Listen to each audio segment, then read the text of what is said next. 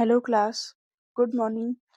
हम आज इंद्रियों के बारे में ऐसा पढ़ेंगे कि डिसेबिलिटी के पॉइंट ऑफ व्यू से पढ़ेंगे। हमने इंद्रियां बचपन से पढ़ी हैं कि 5 प्रकार की इंद्रियां होती हैं। हमारी देखने आँख होती है, कान होते हैं, नाक होते हैं, स्पर्श होता है और स्वाद होते हैं। तो हमने ये 5 इंद्रियों के बारे में पढ़ा है। आज हम डिसेबिलिटी के पॉइंट ऑफ व्यू से पढ़ेंगे कि किस तरीके से। तो इंद्रियों का काम क्या होता है हमारे पास? इंद्रियों का काम होता है कि वातावरण में व्याप्त सूचनाओं को अपनी ज्ञान इंद्रियों कि जो हमारा वातावरण होता है उसके बारे में हम इंद्रियों के माध्यम से तो समझते हैं।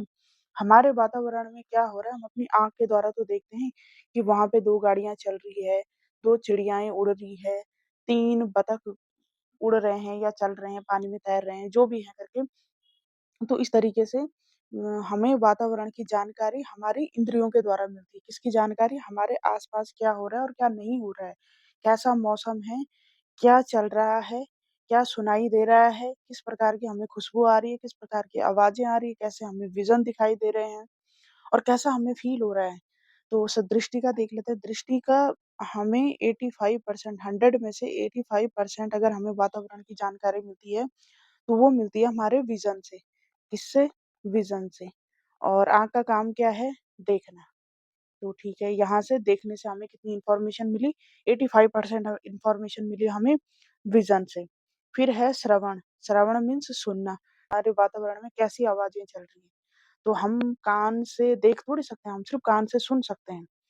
फिर है घ्राण। हमारे आस-पास कैसी खुशबू है और किस तरीके का हमारे आस-पास वातावरण है, हम कीचड़ में खड़े हैं या हम फूलों के बगीचे में हैं, ये कहाँ से पता चलेगा? ये हमारी चलेगा नाक की इंद्री से पता और नाक का काम क्या है? सूँघना। फिर है स्पर्श। स्पर्श क्या क्या होता है? त्वचा। तो त्वचा का काम क्या है? फ़ील करना। तो हमें गरम और ठंडे का मौसम कैसा है, कैसा नहीं है, आज तेज़ धूप हो रही हमें धूप लग गई है, कहाँ से पता चलेगा? हमें आँख तो देख रही है, लेकिन अगर आँख बंद करके आप धूप में चले जाओगे तो आपको गर्माहट फ़ील होगी। तो आपको किससे पता चलेगा? ये पता चलेगा आपको त्वचा से। ये हमारी त्वचा ने हमें बताया कि गर्मी और ठंडा भी कुछ कॉन्सेप्ट होता है और ये पता चल गया हमें त्वचा से। फिर है स्वाद। स्वाद करके हमने क्या करा टेस्ट हम जब खाते हैं, नमकीन खाते हैं, कड़वे, खट्टा, मीठा, नमक, चटक जो भी टेस्ट होता है, तो कहाँ से पता चलता है? हमें स्वाद के द्वारा पता चलता है।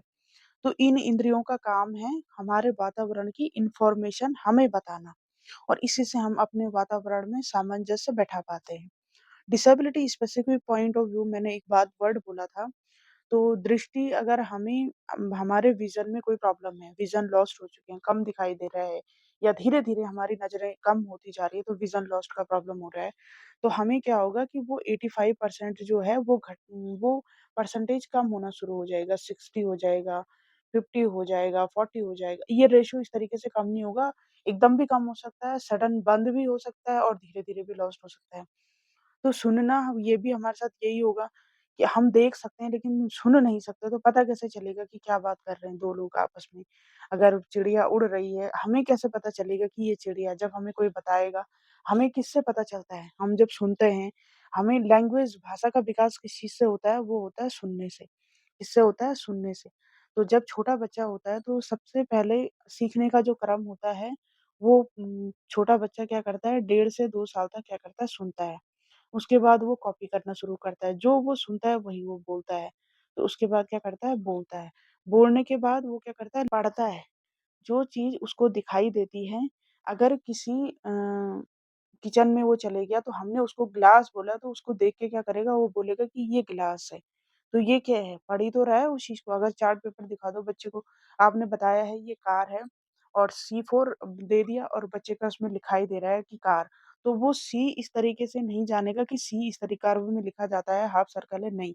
वो सीधा कार देखेगा कि जो बनाई होगी और उसके लिए बोलेगा कि हाँ, ये है C4 करके, ये है कार तो C4 उसके लिए ये कार हो जाएगा। लास्ट क्या होता है, वो होता है लिखना। तो ये सारी चीज़ें किस प्रकार से हम कर पाते हैं, तो हम कर पाते हैं ये सारा प्रोसेस जो होता है, सुनना, बोलना, पढ़ना, लिखना, ये हमारे इंद्रियों के माध्यम से हो जाता है। और जब हमारी कोई इंद्रिय क्षति होती है, तो हमें सुनने में भी प्रॉब्लम होगी, बोलने में भी प्रॉब्लम होगी, पढ़ने में भी प्रॉब्लम होगी और लिखने में भी प्रॉब्लम होगी। और इन सब चीज़ों के लिए जिस बच्चे को ये प्रॉब्लम होगी वो कहलाएगा CWSN, children with special need.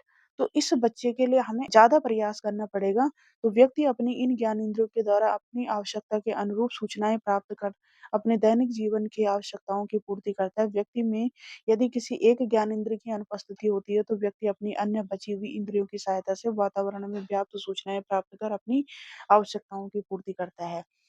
जब जब ये विज़न लॉस्ट होता है, तो हमने ये क्या कर दिया, ये कट कर दिया पहला वाला। तो जब ये 85% विज़न लॉस्ट हो गया, तो इंसान क्या करेगा, बच्चा क्या करेगा, 85% तो गया, क्या गया, 85% तो गया। अब ये क्या करेगा कि जो उसकी बची हुई इंद्रियाँ हैं, अब इस पे एक्सपर्ट जो हैं, एक्सपर्ट कौन से होंगे? वो होंगे दृष्टि दिव्यांगता के क्षेत्र के एक्सपर्ट इंस्टीट्यूट हैं, वहाँ पे बच्चा जब जाएगा तो उसके अदर सेंसेस पे काम किया जाएगा। और प्रत्येक डिसेबिलिटी का यही रूल है कि अगर जिस ज्ञानेंद्रिय की क्षति से जो डिसेबिलिटी हो रही है, जो दिव्यांगता बच्चे को आ रही है, तो उसकी बची हुई अन्य 4 इंद्रियों की सहायता से उसका सामंजस्य बैठाना किसके साथ? उसका सामंजस्य बैठाना वातावरण के साथ, कि वो वातावरण में कैसे अपने आप को एक्सेस कर सकता है, अपना आ जा सकता है, अपने आप को कैसे स्थापित करे उस चीज़ को। तो जो अगर बच्चे का विज़न चले गया है, तो उसके बाद वो किस पे डिपेंड हो जाएगा। एक तो वो सुनने पे ज़्यादा फ़ोकस करेगा कि जो चीज़ हम देख रहे हैं वो सुनने में उसको मूवी देखेगा तो सुन के देखेगा। 2 बच्चे आपस में बात कर रहे हैं, हँसी-मज़ाक कर रहे हैं, तो वो सुनने में ज़्यादा रहेगा। फिर उसका क्या होगा, उसकी जो ये स्पर्श ज्ञानेंद्रिय है ना, तो उसका जो त्वचा है, वो ज़्यादा एक्टिवेट हो जाएगी। तो उस त्वचा के द्वारा क्या होती है, टैक्टाइल फॉर्म में कौन-सी स्क्रिप्ट होती है, तो वो होती है ब्रेल। तो फिर बच्चा क्या करेगा, ब्रेल लिपि के माध्यम से अपनी पढ़ाई शुरू करेगा। तो बच्चा क्या करेगा, स्पेशल स्कूल है, स्पेशल एजुकेटर्स हैं, तो उसको क्या कराएँगे, ब्रेल लिपि के द्वारा वो अपनी पढ़ाई कर पाएगा। और फिर वो नॉन डिसेबल्ड बच्चे, हम सामान्य बच्चे नहीं बोलेंगे, सामान्य, असामान्य कुछ नहीं होता है। डिसेबल्ड और नॉन डिसेबल्ड होता है। क्या होता है? डिसेबल्ड होता है और नॉन डिसेबल्ड होता है। तो वो जो जिनको हम सामान्य बोलते हैं, तो वो नॉन डिसेबल्ड बच्चे के साथ वो अपना इक्वली कॉम्पिटिशन कर पाएगा। तो अब बच्चा क्या करेगा? ब्रेल के माध्यम से करेगा। ये तो हो गया उसका पढ़ने-लिखने का। अब वो जाएगा कैसे? तो उसके लिए क्या होगा? तो उसके लिए बच्चे को, हम कर रहे हैं विज़न लॉस्ट बच्चे के बारे में, तो फिर वो बच्चा व्हाइट केन, क्या होती है? व्हाइट केन, जिसको कि सफ़ेद छड़ी बोलते हैं, तो उसकी हेल्प से करेगा। और मैथ्स के जो टूल्स होते हैं, अ, अबेकस हो गया, टेलर फ्रेम हो गया, इनके बारे में अभी आप धीरे-धीरे बात करेंगे हम। तो अभी फ़िलहाल हम एक छोटा-सा इंट्रोडक्शन दे रहे थे ज्ञानेंद्रियों के बारे में। श्रवण इंद्रियों को, जो ये श्रवण ज्ञानेंद्रिय है, जो इसकी सुनने की क्षमता है, इसमें बच्चे को कॉकलियर इम्प्लांट कराया जाता है। वो कितने साल में कराया जाता है? वो सेंट्रल गवर्नमेंट की स्कीम है एडिप, उसके तहत 5 से 6 साल का बच्चा जब छोटा होता है, उसी टाइम वो ऑपरेशन सक्सेस भी होता है। तो क्या कराया जाता है? Cochlear implant. क्या कराया जाता है? तो cochlear implant free of cost कराया जाता है, ये सर्जरी।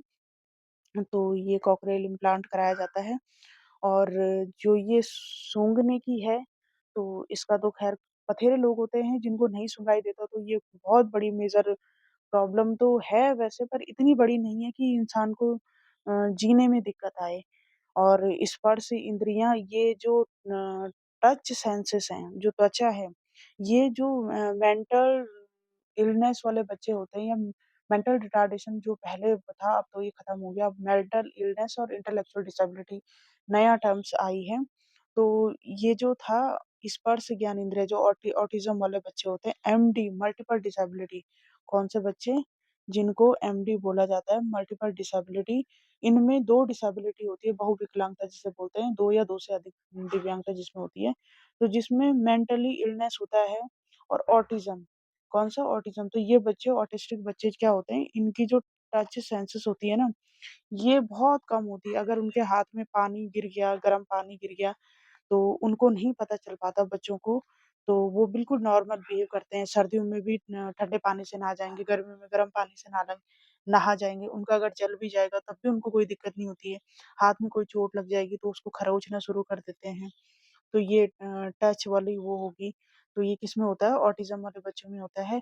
आई होप कि आपको ज्ञानेंद्रियों को समझने में कोई दिक्कत नहीं हुई होगी। Thank you so much.